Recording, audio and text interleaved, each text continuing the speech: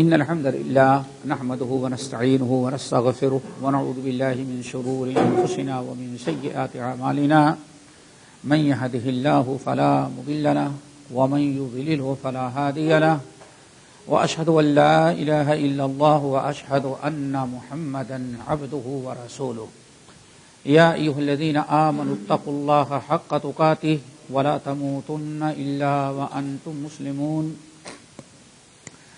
يا أيها الناس اتقوا ربكم الذي خلقكم من نفس واحدة وخلق منها زوجها وبث منهما رجالا كثيرا ونساء واتقوا الله الذي تساءلون به والأرحام إن الله كان عليكم رقيبا يا أيها الذين آمنوا اتقوا الله وقولوا قولا سديدا يصلح لكم أعمالكم ويغفر لكم ذنوبكم ومن يطع الله ورسوله فقد فاز فوزا عظيما أما بعد فإن خير الحديث كتاب الله وخير الهدي هدي محمد صلى الله عليه وسلم وشر الأمور محدثاتها وكل محدثة بدعة وكل بدعة ضلالة وكل ضلالة في النار فأعوذ بالله السميع العليم من الشيطان الرجيم بسم الله الرحمن الرحيم إن الذين يستكبرون عن عبادتي سيدخلون جهنم داخرين وعن عبد الله بن عمرو بن العاص رضي الله تعالى عنهما عبد الله بن عمر بن الخطاب رضي الله تعالى عنهما قال رسول الله صلى الله عليه وسلم من فتح له باب الدعاء فتحت له أبواب الرحمة وما سئل الله شيئا أحب إليه من العافية أو كما قال عليه الصلاة والسلام۔ محترم سامعین، میں نے قرآن پاک کی ایک آیت بڑی مشہور جو بار بار آپ حضرات سن چکے ہیں وہ اور ایک حدیث رسول میں نے پڑھی ہے، جس حدیث کو امام ترمذی، امام حاکم اور اسی طرح سے امام طبرانی رحمہم اللہ وغیرہ نے نقل کیا ہے۔ حدیث کے راوی ہیں مشہور صحابی عبداللہ ابن عمر ابن الخطاب رضی اللہ تعالی عنہما۔ اس حدیث میں نبی علیہ الصلوۃ والسلام نے دعا کی بڑی اہمیت، ضرورت اور فضیلت بیان کی ہے۔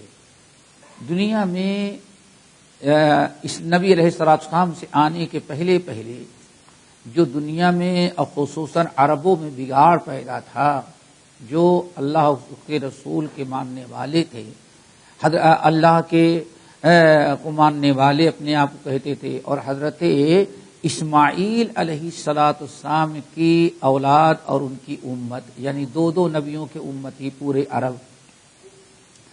اسی طرح سے بنی اسرائیل جو تھے وہ بھی ان کے پاس بھی آسمانی کتاب، اور لیکن اپنی پریشانی، اپنی مشکلات کو حل کرنے کے لیے وہ توحید کا راستہ چھوڑ کر کے شرک میں مبتلا ہو گئے تھے۔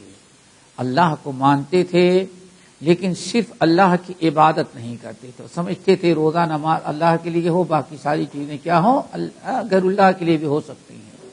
اسی لیے قرآن پاک کے بے شمار مقامات پر رب العالمین نے بیان فرمایا کہ وَلَئِن سَأَلْتَهُم مَّنْ خَلَقَ السَّمَاوَاتِ وَالْأَرْضَ لَيَقُولُنَّ اللَّهُ۔ ہمارے نبی، اگر آپ ان مشرکین مکہ جو 360 بتوں کی پجاری ہے ان سے پوچھیں کہ من خلق السماوات والارض، زمین اور آسمان کو کس نے پیدا کیا؟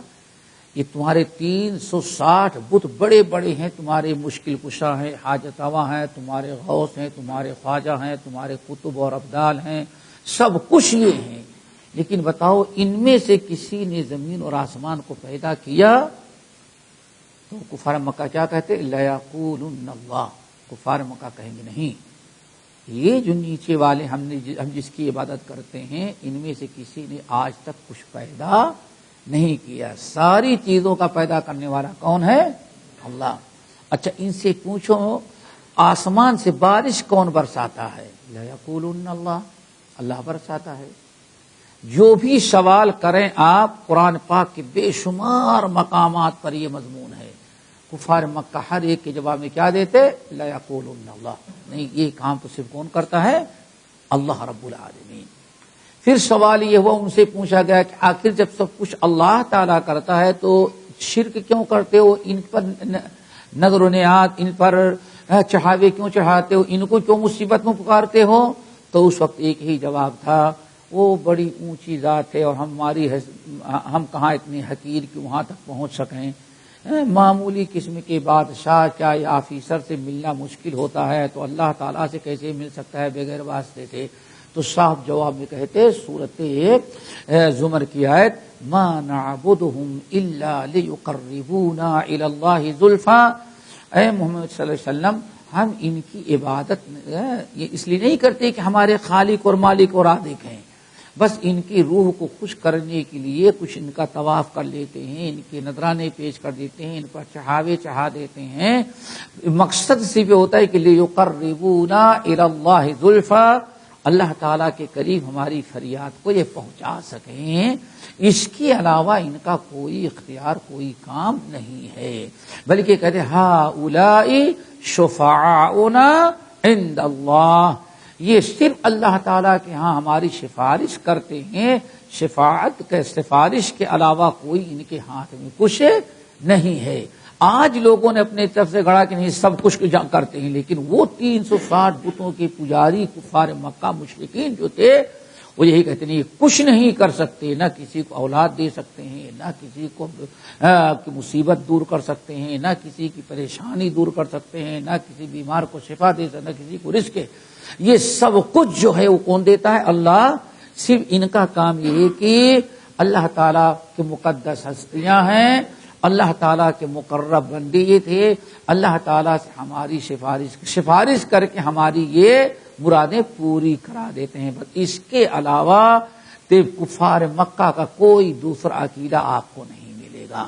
پورا قرآن پڑھ ڈالیں، بلکہ دیکھو سنن ترمذی کی ایک بڑی اہم حدیث ہے، حضرت حسین رضی اللہ تعالیٰ عنہ، کئی بار میں نے واقعہ بیان کیا، حسین حضرت عمران کے والد حسین رضی اللہ تعالیٰ عنہ جو ہیں یہ کہتے ہیں کہ جب میں مسلمان نہیں ہوا تھا، نبی علیہ السلام کی محفل میں ضرور شریک ہوتا تھا، نبی علیہ السلام کی مجلس میں آتا، بیٹھا رہتا، باتیں سنتا، آپ میری شرکت کو دیکھ کر کے آپ کو بھی بڑی طرف تھی کہ ایمان لا لیں، تو میں مسلمان نہیں ہوتا تھا، کہنے اسلم اعلمک کلمتین تنفعانی کا، اگر تم مسلمان ہو جاؤ تو میں تمہیں 2 عالی شان بہترین کلمے سکھا دوں گا جو برابر تم کو فائدہ پہنچے گے۔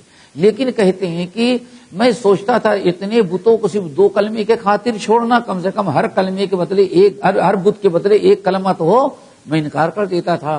کہا برابر آپ کہتے حسین اسلم وعلمک کلمتین، تم ایمان لا لو تو میں تم کو 2 عالی شان کلمے سکھاؤں گا، تنفعان کا وہ کلمے تمہیں بڑے فائدے پہنچائیں گے۔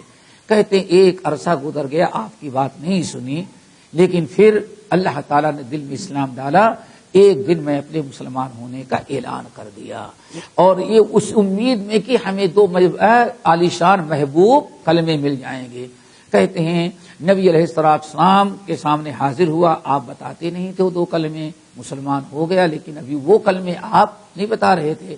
کہتے میں کچھ دن تو صبر کیا، میں نے کہا یا رسول اللہ آپ نے وعدہ کیا تھا کہ مسلمان ہو جاؤ تو 2 کلمے سکھا دوں گا جو تمہیں بڑے فائدے پہنچائیں گے، لیکن آپ نے سکھایا نہیں۔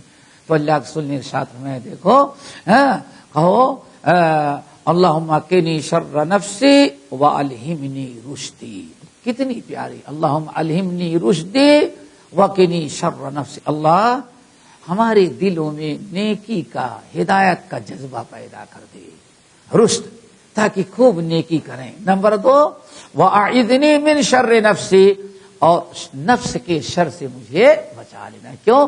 ہمیشہ انسان کو برائی پر آمادہ کرنے والا کون ہوتا ہے؟ اس کا نفس امارہ یا شیطان کو تو اعوذ باللہ من الشیطان الرجیم سے پڑھ کر کے قابو کر لے گا، لیکن اپنے نفس سے کیسے بچائے؟ تو اس لیے آپ نے فرمایا دوسرا کلمہ کیا ہے؟ وَأَعِذْنِي مِنْ شَرِّ نَفْسِي، اللہ میرے نفس کے شر سے مجھے بچا لینا۔ اس موقع پر اللہ کے رسول نے فرمایا اچھا حسین مسلمان ہو گئے، بھلا یا رسول اللہ کم کنت تعبد، کتنے الہ تم مانتے تھے، کتنے تمہارے معبود تھے؟ تو انہوں نے بڑی صفائی کے ساتھ کہا سبعن یا رسول اللہ، یا رسول اللہ میں مکے والوں کی طرح سارے بت نہیں پوجا، بس صرف وہ 7 بت بڑے مختصر ہمارے تھے، 7 بت۔ پھر آپ نے پوچھا اچھا یہ 7 بت کی پوجا کرتے تھے تو بتاؤ کہ دکھ میں، تکلیف میں، پریشانی میں، ایمرجنسی میں کس کو پکارتے تھے؟ اللہ کے رسول نے پوچھا کس کو پکارتے تھے تم؟ 7 تو ہیں، کن کو پکارتے تھے؟ تو بڑی صفائی کے ساتھ کہا یا رسول اللہ یہ 7 جو ہیں 6 فی الارض واحد فی السماء، 7 تو یہ زمین والے ہیں لیکن اصلی جو ہے وہ اوپر والا آسمان۔ دیکھا آپ نے یہ کفار مکہ کا عقیدہ تھا۔ یا رسول اللہ 6 فی الارض واحد فی السماء، ایک اصلی آسمان پر ہے اور باقی نقلی جو ہیں 6 کہاں ہیں؟ وہ زمین پر۔ پھر آپ نے پوچھا مصیبت میں، پریشانی میں کس کی طرف رجوع کرتے تھے؟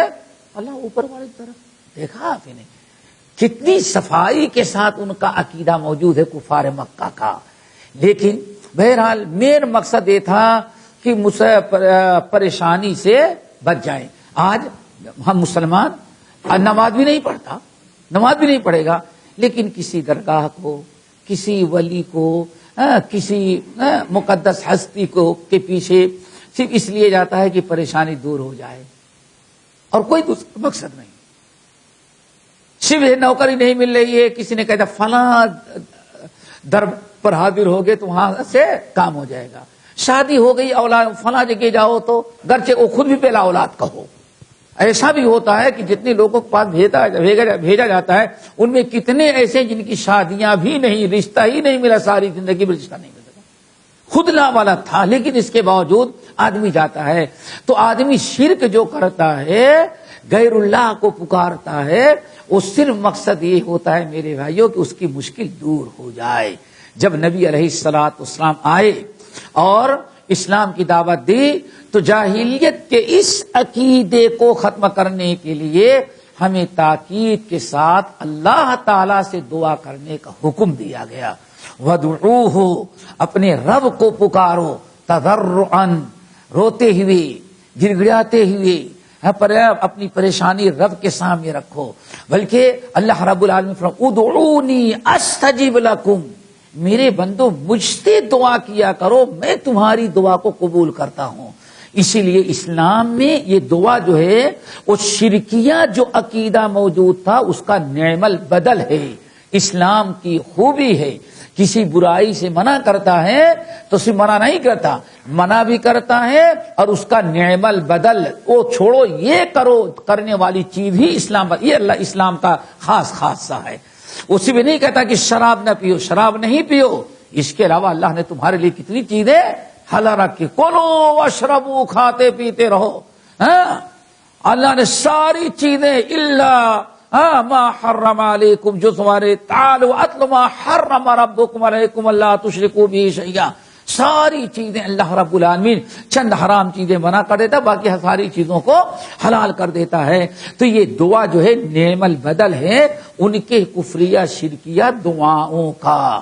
ادعونی استجب لکم امن یجیب المضطر اذا دعاہ ویکشف السوء، اے مکے کے کافروں ذرا بتاؤ، لوگوں ذرا سوچو، تم امن یجیب المضطر اذا دعا، جب پریشان حال انسان پریشانی میں بھاگ دوڑ کرتا ہے، چیختا چلاتا ہے، تو ذرا ایمانداری سے بتاؤ اللہ کے علاوہ کون ہے جو تمہاری پریشانی کو دور کر سکے؟ یا امن یجیب المضطر اذا دعا ویکشف السوء، رب العالمین نے فرمایا اے قل ادعوا الذین زعمتم من دونہ، اللہ کے علاوہ جتنے تمہارے معبود ہیں بلا کر کے دیکھ لو، لا یملکون لکم ضرا ولا نفع، تمہارے نقصان اور فائدے کے مالک نہیں ہیں، بلکہ رب العالمین نے فرمایا وَإِن يَمْسَسْكَ اللَّهُ بِضُرٍّ فَلَا كَاشِفَ لَهُ إِلَّا هُوَ وَإِن يُرِدْكَ بِخَيْرٍ فَلَا رَادَّ لِفَضْلِهِ، نقصان اور فائدہ اللہ تعالیٰ اپنے ہاتھ میں رکھا ہے۔ بتاؤ وَإِن يَمْسَسْكَ اللَّهُ بِضُرٍّ فَلَا كَاشِفَ لَهُ إِلَّا هُوَ، اگر کوئی تکلیف اللہ تم پر ڈال دے تو اللہ کے علاوہ کوئی اس کو ٹالنے والا نہیں، کوئی دور نہیں کر سکتا۔ اور اسی طرح سے وَإِن يُرِدْكَ بِخَيْرٍ، اگر اللہ تعالیٰ آپ کو بھلائی سے نوازنا چاہے تو فَلَا رَادَّ لِفَضْلِهِ، اللہ کے فضل و کرم کی پوری کائنات کے لوگ مل کر کے بندش نہیں کر سکتے۔ لیکن بس آج بندش کا چکر چل گیا ہے، دیکھا قرآن تو کہتا ہے پورے کائنات کو لوگ بندش کر ہی نہیں سکتے۔ وَإِن يُرِدْكَ بِخَيْرٍ فَلَا رَادَّ لِفَضْلِهِ، اگر اللہ آپ پر فضل و کرم کرنا چاہے تو کائنات کے سارے لوگ مل کر کے بھی اللہ کے فضل سے آپ کو محروم نہیں کر سکتے۔ ہر فرض نماز کے بعد اللہ کے رسول نے جس کی بڑی تاکید کی ہے کہ ہر فرض نماز کے بعد اس دعا کو ضرور پڑھنا، کیا ہے؟ اللہم لا مانع لما اعطیت ولا معطی لما منعت ولا ينفع ذا الجد ومنک الجد۔ کبھی غور کیا آپ کیا پڑھ رہے ہیں؟ اللہم لا مانع لما اعطیت، اے اللہ جس کو آپ دے دیں، لا مانع لما اعطیت، آپ جس کو دے دے اسے کوئی محروم نہیں کر سکتا، ولا معطی لما منعت، اور جس کو آپ محروم کر دے اسے کوئی دے نہیں سکتا، ولا ينفع ذا الجد منک الجد، اور کسی کی بزرگی اور بڑائی تیرے فیصلے کے سامنے کام آنے والی نہیں ہے۔ یہ توحیدی کلمات ہیں۔ تو میرے بھائیوں بات چل رہی تھی یہ دعا کی، دعا ایک نعم البدل ہے، اس لیے بہت زیادہ اللہ تعالیٰ پسند کرتے کس بندے کو؟ جو سب سے کثرت سب سے زیادہ دعا کرتا ہو، اپنی چھوٹی بڑی مصیبت پریشانی حاجت ہر ایک میں دعا کرو۔ ذرا سوچو، اللہ نے کیا بیان فرمایا؟ اگر تمہارے گھر میں نمک نہیں ہے تو پہلے کس سے مانگو؟ نمک بھی کوئی مانگنے کی چیز ہے، بظاہر وہ بھی کوئی مانگنے کی چیز ہے، لیکن آپ کو تعلیم دی گئی اللہ سے مانگو۔ انسان اٹھتا بیٹھتا ہر وقت مانگتا رہے۔ مومن ہمارے حافظ عبداللہ غازی پوری رحمت اللہ علیہ، جن کو استاد العلماء کہا جاتا ہے، اور اہل علم کہتے ہیں اللہ اکبر، شیخ الکل میاں نذیر حسین محدث دہلوی رحمت اللہ علیہ کے بعد حافظ عبداللہ غازی پوری سے بڑا حلقہ درس حدیث کسی کا نہیں تھا پورے دنیا کے اندر، سب سے بڑا حلقہ حافظ عبداللہ غازی پوری رحمت اللہ علیہ کا تھا، اور یہ وہی ہیں جنہوں نے پورے ہندوستان میں ان کے بعد علم حدیث کو عام کیا۔ میرے بھائیوں، حافظ عبداللہ غازی پوری، حافظ عبداللہ منان وزیر آبادی، یہ دو چار آدمی تھے جنہوں نے ایسی حدیث ان کے دروس سے پھیلے کہ کہا جاتا ہے کہ پوری دنیا عرب اور عجم جو ہے حدیث سے مالا مال ہو گئی۔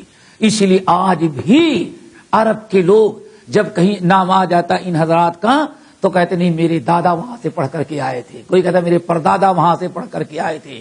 آج کسی بھی عرب کے عالم کی سند دیکھی جائے اجازت تو آگے جا کر کے ہندوستان متحدہ ہند پہنچتی ہے۔ ان لوگوں نے بہت بات کام کیا۔ تو حافظ عبداللہ غازی پوری رحمت اللہ علیہ کہا کرتے تو واللہ ایمان کی یہ برکت ہے کہ اگر مومن اسلامی زندگی گزارے تو اس کا سارا عمل جو ہے 24 گھنٹے عبادت بن جاتا ہے۔ کیسے بھائی؟ کیسے؟ چلو شروع کرتے ہیں کھانے سے۔ سب سے بڑی چیز تو یہی نا، جب پیٹ ہی کے آدمی سب کچھ ہوتا ہے۔ کھانے کو لے لو، کھانا شروع کرنا ہے تو کیسے؟ اللہ کیا مطلب ہوئے تھے بسم اللہ کا؟ اللہ نے شروع کا لفظ کہیں نہیں ہے وہاں۔ کیا اس کھانے میں برکت اور کھانے کی طاقت بھی ہمیں کب دے گا؟ جب اللہ آپ کی مدد ہوگی۔ سنا ہوگا ابھی حال میں ایک صاحب امریکہ کے قصہ اپنے رشتے دار کا بتائے، کہا کہ بس آئے ہیں بیٹھے ہیں، سمجھ گئے نا، دوستوں کے ساتھ ٹائم پاس کر کے آئے ہیں، کمرے میں بیٹھے ہیں، ٹیک لگا کر کے صوفے پر ٹیلی فون کیا نیچے، برگر اور فلاں چیز لے کر کے آؤ۔ اللہ اکبر، برگر والا برگر بنا کے لے کے آیا، برگر کے ساتھ اور جو گئے سب لے کر دروازہ کھلتا ہی نہیں، اور بیچارہ گالیاں دے رہا ہے، پولیس کمپلین کر رہا ہے کہ ہم کو دھوکہ دیا اس نے۔ جب پولیس تالا کھولی تو آرڈر دیا لیکن اوپر نیچے سے اوپر تک گدا پہنچنے کے پہلے انسان ختم ہو گیا، نہیں موقع ملا۔ سوچے تو کھانے میں بھی کس کی مدد کا محتاج ہے؟ جب انسان کھا رہا ہے، اللہ میں کھانا کھا رہا ہوں، اللہ اس میں برکت دینا اور میں کھانے کی توفیق دے دے۔ انسان کھانے کے لیے بیٹھا، اپنے آپ کو کس کے حوالے کر دیا؟ اللہ کے۔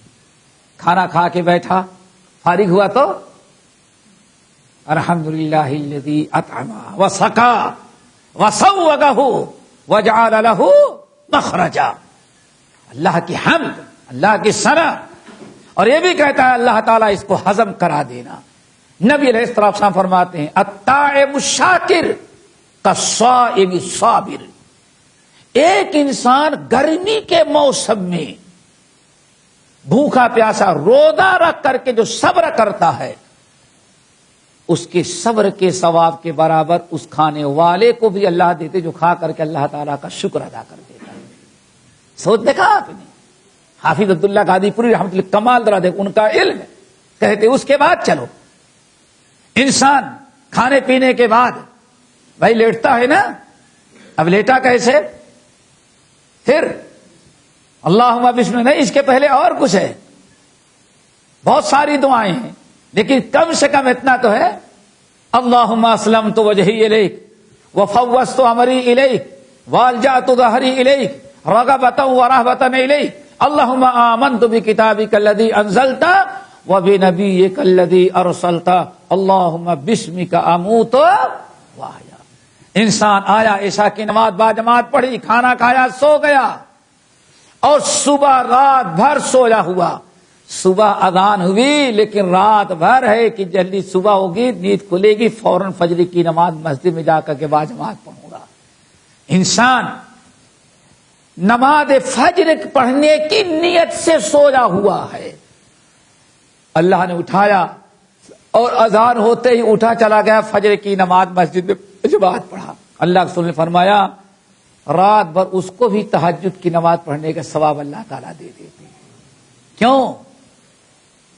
ساری نیت، ارادہ، حوصلہ کہ فجر بھی جماعت کے ساتھ پڑھوں گا، اور پہلے اس نیت کو فجر 8 بجے پڑھنے پھر کیا ملے گا؟ اس کی تو عشاء ہی خطائی میں پڑ جائے گی، ہوئی کہ نہیں ہوئی مکمل، سمجھ گئے؟ وہ بھی مشکل قبول، کیوں؟ ایک فرض نماز کا چھوڑ دینا خطرہ کہ ساری نمازیں باطل ہو جائیں۔ اس لیے انسان، حافظ عبداللہ قادری پوری رحمۃ اللہ علیہ کہتے ہیں انسان اگر اسلامی زندگی گزارے تو اس کا ہر عمل، انسان اٹھا نیند سے کیا پڑھا بھائی؟ الحمدللہ الذی احیانا، بس اللہ بس تیرا کرم ہے کہ مرنے کے بعد پھر دوبارہ زندہ کیا۔ پھر یہی نہیں، وَإِلَيْهِ النُّشُورُ، قیامت کی بھی فکر۔ اللہ آج تو اٹھے ہیں، حمام جا رہے ہیں، نماز کے لیے جا رہے، اور ایک دن حقیقی معنوں میں تو موت دے دے گا، سلا دے گا، ایسے سوئیں گے کہ پھر قیامت ہی کے دن حساب کتاب کے لیے اٹھنا ہے۔ انسان حمام جا رہا ہے، بسم اللہ اللہم انی اعوذ بک من الخبث اللہ تعالی یہاں شیطان، جن یا جنیہ ہوں گی، شیطان اللہ ان کی شر سے مجھے نکلا، غفران۔ 24 گھنٹے انسان اگر سنت کے مطابق زندگی گزارے، ہر عمل کا اسلام کی روشنی میں کرے، تو پوری زندگی اس کی کیا بن جاتی ہے میرے بھائیوں؟ عبادت بن جاتی ہے۔ تو بات عرض کر رہا تھا، دعا ہر موقع پر جو جتنا زیادہ دعائیں کرتا ہے اتنا ہی زیادہ اللہ اس سے خوش ہوتے ہیں۔ اسی لیے جو حدیث اللہ رب العالمین نے فرمایا ان الذین یستکبرون عن عبادتی سیدخلون جہنم داخرین، جو لوگ میری عبادت، میری دعا، مجھ سے دعا کرنے میں کیا کرتے ہیں؟ کتراتے ہیں، اپنی انسلٹ سمجھتے ہیں، لاپرواہی کرتے ہیں۔ ان الذین یستکبرون عن عبادتی، اسے پہلی آیت میں ہے دعا، قل ادعوا الذین، دعا کرو۔ آپ نے، اللہ نے ارشاد فرمایا کہ دعا کرو، پھر فرمایا ان الذین یستکبرون عن عبادتی سیدخلون جہنم داخرین۔ اے لوگو جو دعا کرنے سے کتراتے ہیں، لاپرواہی کرتے ہیں، اپنے آپ کو اللہ کا محتاج سمجھ کر کے رب سے مانگتے نہیں، اللہ تعالیٰ قیامت کے دن ان کو ذلیل اور خوار کر کے جہنم میں داخل کر دے گا۔ حدیث جو میں نے پڑھی، آپ نے ارشاد فرمایا، عبداللہ ابن عمر ابن الخطاب رضی اللہ تعالیٰ عنہ کی روایت کہ اللہ کے رسول صلی اللہ علیہ وسلم نے ارشاد فرمایا، من فتح لہ باب الدعاء، جس انسان کے لیے دعا کرنے کا دروازہ کھول دیا گیا۔ کیا مطلب؟ اللہ تعالیٰ اس کے اخلاق، کردار، اس کی نیکیوں سے خوش ہو کر کے اللہ تعالیٰ نے دعا کرنے کی خوب توفیق اس کو دے دی۔ ہر وقت کیا کرتا ہے؟ وہ دعا کرتا ہے۔ من فتح لہ باب الدعاء، جس انسان کے اندر اللہ تعالیٰ نے دعا کرنے کا، دعا مانگنے کا، اللہ تعالیٰ سے سوال کرنے کا شوق، جذبہ، رغبت، حوصلہ دے دیا، اس کو 3 نعمتوں سے اللہ نے نواز دیا۔ 3 نعمتوں سے نوازا۔ نمبر 1، فتحت لہ ابواب الرحمہ۔ پہلا فائدہ تو یہ ہے کہ اب اللہ تعالی اس کی دعاؤں کی برکت سے اس کے اوپر رحمتوں کا دروازہ کھول دیا۔ بڑی پیاری حدیث ہے میرے بھائیوں، دعا کیا کرو، خاص طور سے ہر موقع کی دعائیں ان کو یاد کرو،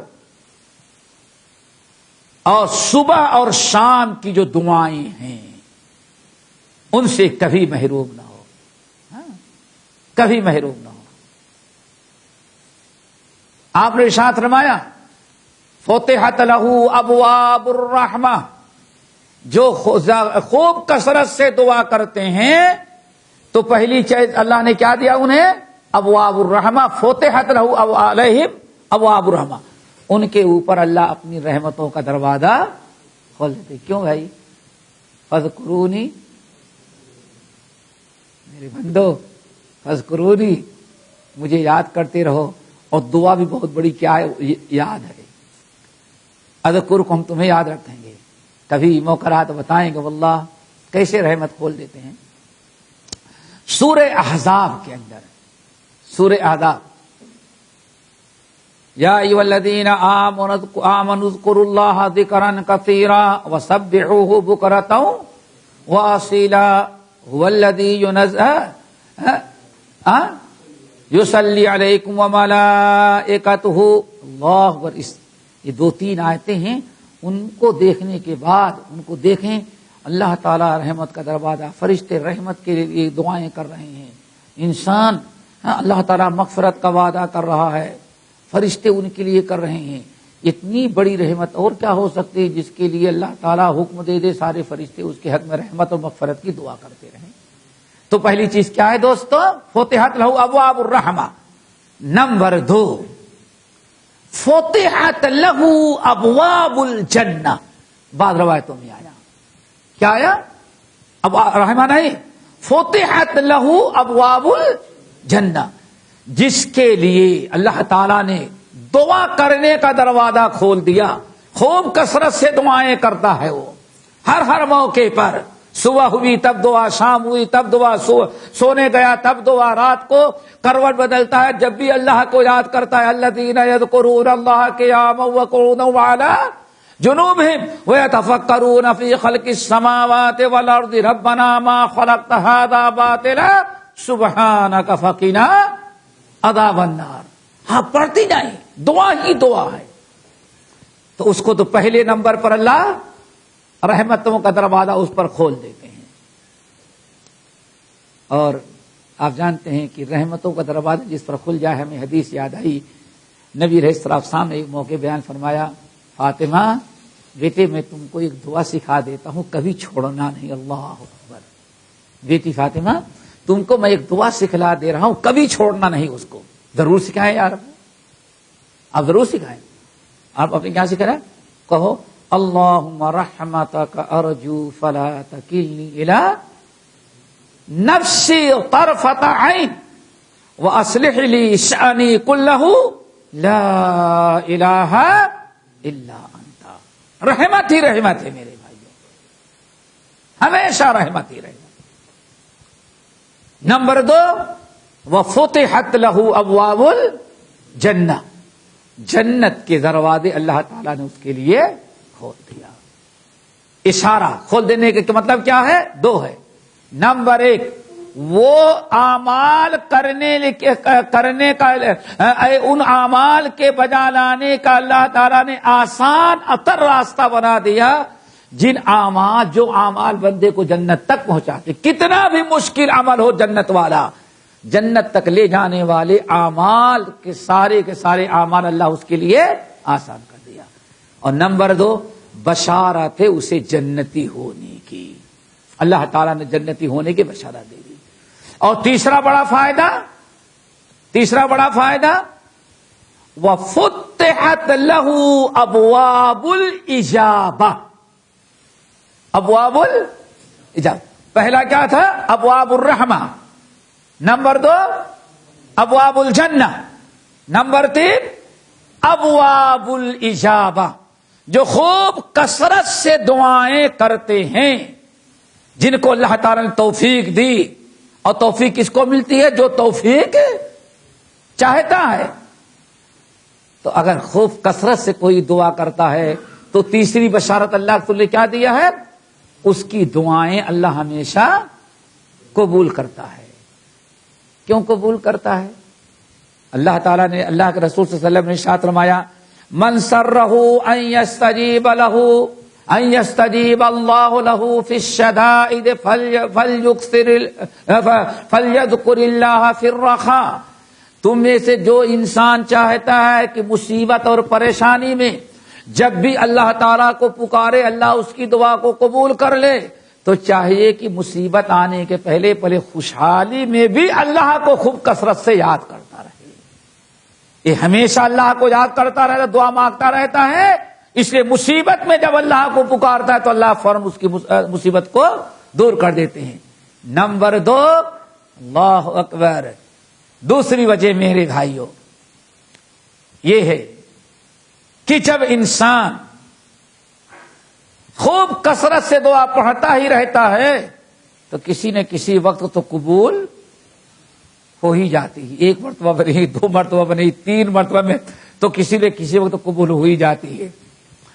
عبد الرحمن بن زیاد بن انعم الافریقی، یہ بہت بڑے محدث تھے، افریقہ کے رہنے والے، لیکن حافظہ کمزور ہونے کی بنا پر محدثین ان کو ضعیف کہتے تھے۔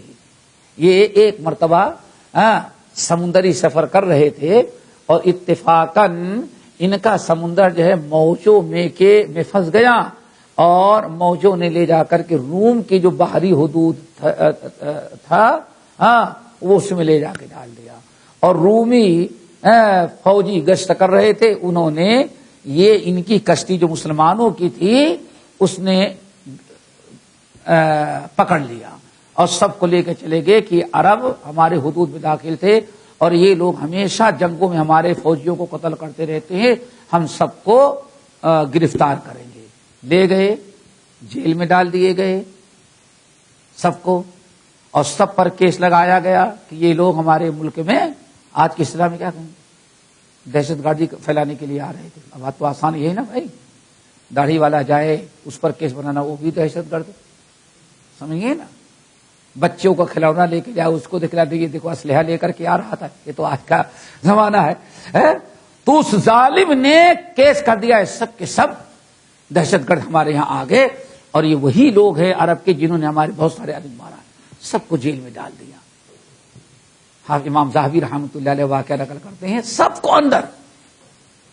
عید الفطر کا دن آیا، عید الفطر کیا موقع آیا تو رومی بادشاہ کے دل میں اللہ نے اتنا نرمی ڈالی کہ اس نے عید کے دن جتنے عید تھے ہر ایک کے لیے نیا جوڑا، اور جیل کے کھانے کے بجائے شاہی دربار سے بہترین قسم کا کھانا پکا کر کے بھیجا گیا کہ چلو تمہاری عید کا دن ہے۔ جیسے عید کے موقع پر پورا یہ ان کا نئے کپڑے بنائے گئے اور کھانے کا انتظام کیا گیا، یہ بات عام ہو گئی۔ ایک عورت رومی عورت، اس کو نے جب سنا، چرچا ہو گیا پورا کہ بادشاہ نے تو مسلمان عرب قیدیوں کے ساتھ اتنا بڑا سلوک کر ڈالا، اتنی نرمی، وہ ہنگامہ کرتی ہوئی آئی اس محل کے سامنے، بالوں کو نوچنا، چیخنا، چلانا، میں جلا لوں گی، یہ کروں گی، وہ کروں گی، بڑا ہنگامہ۔ اب بادشاہ کو دکھایا گیا اوپر سے یہ محل کے سامنے کیا ہو رہا ہے۔ بہرحال اس سے پوچھا کیا بات ہے، کہا کہ ان عربوں نے جو آئے ہیں ہمارے شوہر کو قتل کیا، ہمارے باپ کو قتل کیا، ہمارے بیٹوں کو قتل کیا، ہمارے بھائیوں کو قتل کیا ہے، میں یہ نہیں برداشت کر سکتی کہ ان کو عید کے موقع پر ان کے ساتھ کوئی احسان کیا جائے۔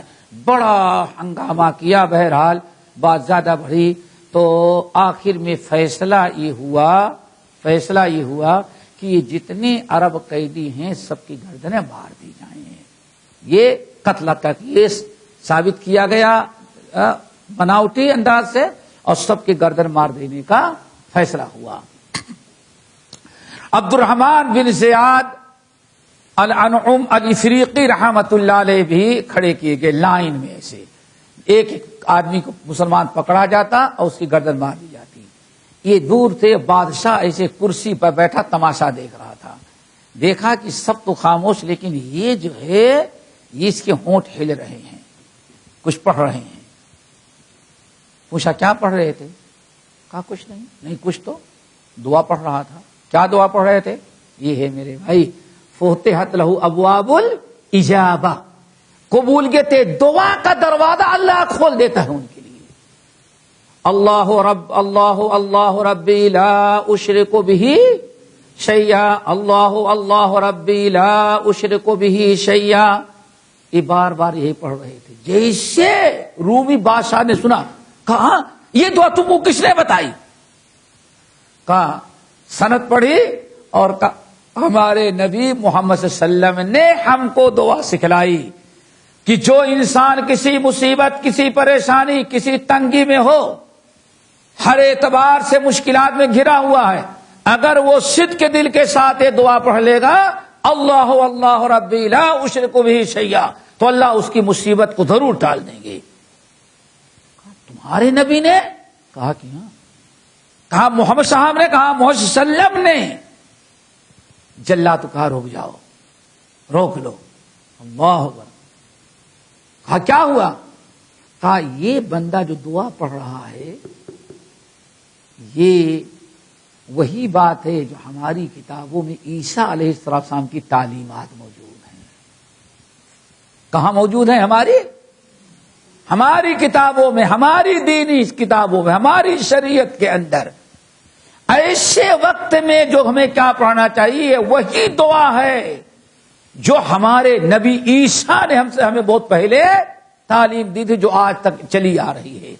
اس کا مطلب ہے کہ یہ سچا نبی ہے، اس لیے بہرحال قتل کا معاملہ کینسل کر دیا گیا، اور اس کے بعد انہیں رہا کر دیا گیا، اور سارے قیدی آ گئے۔ ایک مسلمان کی دعا، اللہ ربی لا اشرک بہ شیئا، اللہ تعالیٰ نے وعدہ کیا ہے اللہ کے رسول کی زبانی کہ من فتح لہ ابواب الدعاء فتحت لہ ابواب الاجابہ، جس انسان کو کثرت سے دعا کرنے کا موقع مل گیا، توفیق مل گئی، تو اللہ تعالیٰ اس کے لیے قبولیت کا دروازہ بھی کھول دیتے ہیں۔ تو یہ 3 فائدے بیان کیے گئے ان لوگوں کے لیے جو خوب کثرت سے دعا کرتے ہوں۔ نمبر 1 فتحت لہ ابواب الرحمہ، نمبر 2 فتحت لہ ابواب الجنہ، اور نمبر 3 فتحت لہ ابواب الاجابہ۔ اللہ تعالی ہم لوگوں کو بھی خوب کثرت سے اپنا ذکر کرنے کی توفیق نصیب فرمائے۔ حضرت عبداللہ بن عمر بن الخطاب رضی اللہ تعالیٰ عنہ کی اس حدیث میں ایک چیز اللہ کے رسول اور بیان کی، وہ بھی بڑی اہم ہے۔ آپ نے فرمایا ما سئل اللہ شیئا احب الیہ من ان یسأل العافیہ، او کما قال علیہ السلام۔ آپ نے فرمایا بندے جب دعائیں کرتے ہیں تو اللہ سے بہت کچھ مانگتے ہیں، لیکن سب سے بڑی چیز جو اللہ چاہتے ہیں کہ بندے مجھ سے یہ مانگیں ہر چیز، چھوٹی چھوٹی چیز، لیکن ما سئل اللہ شیئا احب الیہ، لیکن سب سے زیادہ اللہ تعالی کو جو پسند ہے کہ مجھ سے یہ مانگے، ما سئل اللہ شیئا احب الیہ من ان یسأل العافیہ، سب سے زیادہ اللہ پسند کرتے ہیں یا اللہ انتظار کرتے ہیں کہ بندہ مجھ سے یہ مانگے، بہت پسند ہے کیا؟ اللہ تعالیٰ سے دعا مانگے عافیت کی۔ کس کی؟ خاص طور سے اس زمانے میں بھائی تو مصیبت ہی مصیبت ہے نا۔ اولاد کو دیکھے وہ قابو میں نہیں، کیا خیال ہے آپ کو؟ ارے چلو کم سے کم 80% تو پریشان لوگ ہیں۔ شوہر کو دیکھو بیوی اس سے پریشان، بیوی کو دیکھو شوہر کو دیکھو بیوی سے پریشان، سیٹ کو دیکھو لیبر سے، لیبر کو دیکھو دینی فتنے اور دنیاوی فتنے دونوں۔ دینی فتنے کا معاملہ، ایک دیندار آدمی روڈ پر چلتا ہے تو کڑتا رہتا ہے، جس کے دل میں ایمان ہی ہے، روڈوں پر منکرات برائیاں حدود اللہ توڑے جا رہے ہیں، اگر مومن ہے تو اس کے دل کو کتنی تکلیف ہوتی ہے۔ من رأى منکم منکرا فلیغیرہ بیدہ، منکر دیکھو تو مٹاؤ، مٹا بھی نہیں سکتا، ہاتھ سے مٹائے تو شاید ہاتھ کاٹ لیے جائیں، زبان سے بھی مٹائے تو شاید کہ اس کو تو نہ ڈانٹا جائے جو برائی کرا، ان کو ڈانٹا جائے کہ تمہیں کیا پڑی ہے، اپنی آنکھ میں کر کے گزر جاتی۔ اللہ اکبر، لے دے کر کے معاملہ کیا؟ دل سے برا سمجھو۔ یہ بھی ایک عافیت ہے۔ فتنے آئے، فتنے ہی فتنے، آج مسلمانوں میں یہی فتنے ہیں جو غیروں کو موقع ملا بدنام کریں اسلام کو، مسلمانوں کو۔ آپ کی وجہ سے تھوڑی کوئی بدنام کر رہا ہے، آپ کے متعلق تو یہ عقیدہ رکھتا ہے، یہودی ہو، ہندو ہو یا عیسائی ہو، بدھسٹ ہو، بچہ بیمار ہو جائے تو اپنے مولوی کے پاس نہیں لے کے جاتا، سمجھتا وہ بے ایمان ہے، مسلمان مولوی کے پاس لے کے آتا، یہ امانت دار، یہ پھونک مار دے گا تو بچہ چنگا ہو جائے گا۔ دیکھو تم کو تو اچھا سمجھتا ہے وہ، لیکن کہتے ہیں ایک مچھلی سارے تالاب کو، کچھ سرفرے ہمارے ہوں گے، کھوپڑی جن کی الٹی چل رہی ہے، انہی کی حرکتوں سے دشمنوں کو موقع ملا کہ دیکھو مسلمان ایسے ہوتا ہے، ورنہ مسلمان تو ایسے نہیں ہوتا۔ یہ بھی بہت بڑا فتنہ ہے، دین کا فتنہ، دنیا کا فتنہ، منکرات کا فتنہ۔ ایسے موقع پر کل آپ کس حالت میں کچھ نہیں کہا جا سکتا، اسی لیے اللہ سب سے زیادہ پسند کرتے کہ بندے مجھ سے عافیت مانگیں۔ ما سئل اللہ شیئا احب الیہ من ان یسأل العافیہ، اسی لیے اللہ اکبر، بہت ساری روایات ہیں۔ ایک دن ترمذی وغیرہ کی حدیث، حضرت عباس بن عبد المطلب رضی اللہ تعالیٰ عنہ اللہ کے رسول کے پاس آئے، کہا یا رسول اللہ، تو بھتیجے ہیں نا، اللہ کے رسول یہی چچا تھے زندگی میں جس پر بڑا فخر کرتے تھے، شروع سے آخر تک ساتھ دیا۔ عباس بن عبد المطلب، حمزہ تو شہید کر دیے گئے، حمزہ رضی اللہ تعالیٰ، لیکن آخر تک جو زندہ رہے حضرت عباس، بڑے فخر کرتے تھے اللہ کے رسول۔ آئے، یا رسول اللہ، کبرت سنی، بوڑھا ہو گیا ہوں، موت قریب آ گئی ہے، تو علمنی دعاء، مجھے کوئی دعا سکھلا دے جو بڑی کام کی ہو، خوب کثرت سے وہی دعا کیا کرے۔ اللہ اکبر، دیکھا آپ نے؟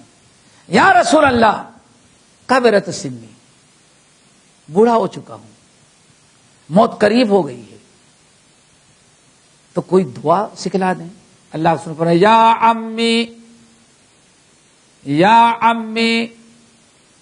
یا امی رسول اللہ، رسول اللہ کے چچا، صلی اللہ العفو والعافیت، اللہ تعالیٰ سے سوال کیا کرو، اللہم انی اسألک العفو والعافیت، عافیت کی دعا مانگو، عافیت کی دعا مانگو۔ اللہ تعالیٰ عافیت نصیب فرمائے۔ حضرت عباس چلے گئے، پھر دوبارہ آئے کچھ دنوں کے بعد، یا رسول اللہ کبرت سنی، بوڑھا ہو گیا ہوں، زندگی کوئی ٹھکانہ نہیں، موت قریب آ چکی ہے، تو ذرا کچھ دعا سکھلا دے جو پڑھا کروں۔ یا امی سل العافیت، چچا ہم نے پہلے بھی کہا کہ آپ کیا کیا کریں، عافیت مانگے کہ اللہ تعالیٰ عافیت نصیب فرمائے، خوب کثرت سے مانگا کرو۔ اللہم انی اسألک العافیہ والعافیۃ فی الدنیا والآخرہ واسألک العفو والعافیۃ فی دینی ودنیای واہلی ومالی۔ کتنی پیاری دعا ہے، صبح شام تو اللہم انی اسألک العفو والعافیۃ فی الدنیا والآخرہ اللہم انی اسألک العفو والعافیۃ فی دینی ودنیای واہلی ومالی۔ اے اللہ دنیا کی بھی عافیت، آخرت کی بھی عافیت، اللہ دین بھی کیا دین بھی محفوظ رہے اور دنیا بھی فتنے سے محفوظ رہے، واہلی ومالی، اللہ میرے مال کو بھی فتنے سے بچا، میری اولاد کو بھی فتنے سے بچا۔ کتنی پیاری دعا ہے۔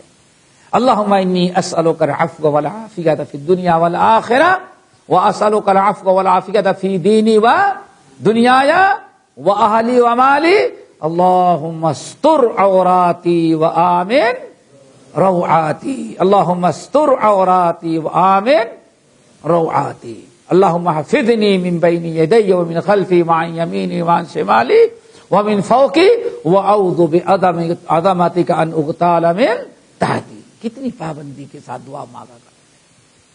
پھر تیسری مرتبہ آئے، یا رسول اللہ بوڑھا ہو گیا ہوں اور بالکل موت کے قریب، تو ذرا کچھ دعا آپ سکھلا دیں۔ اللہ رسول نے پھر سکھلایا، چچا میں نے پہلے ہی آپ کو کہا اس سے بڑی دعا ہو ہی نہیں سکتی، کیا؟ صلی اللہ العافیۃ۔ اور بعض دوسری روایتوں میں آیا، اللہ اکبر، اللہ رسول فرمائے یقین کی بات، یقین سے مراد ایمان، ایمان کے بعد سب سے بڑی نعمت مومن کو جو نصیب ہوتی ہے وہ کیا ہے؟ عافیت۔ بھائی آپ یہاں درس میں کیسے آئیں گے؟ جب عافیت ہو۔ فجر کی نماز کب پڑھیں گے؟ جیسے جب عافیت ہو، اور ہر قسم کی آپ کے صحت عافیت میں ہے، لیکن محلہ عافیت میں نہیں، ڈاکوؤں سے، چوروں سے، لٹ کرفیو نافذ سے کیا کریں گے؟ اذان سننے کے باوجود بھی مسجد میں نہیں جا سکتے، عافیت مانگی جائے۔ تو اس حدیث کے اندر اللہ نے دوسری چیز کیا بیان فرمائی؟ وَمَا سُئِلَ اللَّهُ شَيْئًا أَحَبُّ إِلَيْهِ مِنْ أَنْ يُسْأَلَ الْعَافِيَةَ۔ اللہ تعالیٰ بہت ہی پسند کرتے ہیں، سب سے زیادہ محبوب اللہ تعالیٰ کو یہ ہے کہ بندے خوب زیادہ اللہ تعالیٰ سے کیا مانگے؟ عافیت۔ اللہ تعالیٰ سے دعا کرو، اللہ تعالیٰ ہمیں اس حدیث کے مطابق خوب کثرت سے دعا کرنے کی توفیق نصیب فرمائے، اور دعا کے کثرت سے کرنے، دعائیں پڑھنے پر جو اللہ تعالیٰ نے تین نعمتوں کا، جنت کا، رحمت کا اور قبولیت دعا کا وعدہ کیا ہے، اللہ تعالیٰ ان تمام ہم ساتھیوں کو مستحق بنائے، اور ہر بلا، ہر آفت، چاہے دین سے تعلق یا دنیا سے، مال سے یا اولاد سے، دنیا سے یا آخرت سے، اللہ تعالیٰ ہر قسم سے کی عافیت سے ہم تمام ساتھیوں کو نوازے۔ باقی انشاءاللہ آئندہ اقول قولی ھذا واستغفر اللہ من کل ذنب واتوب الیہ۔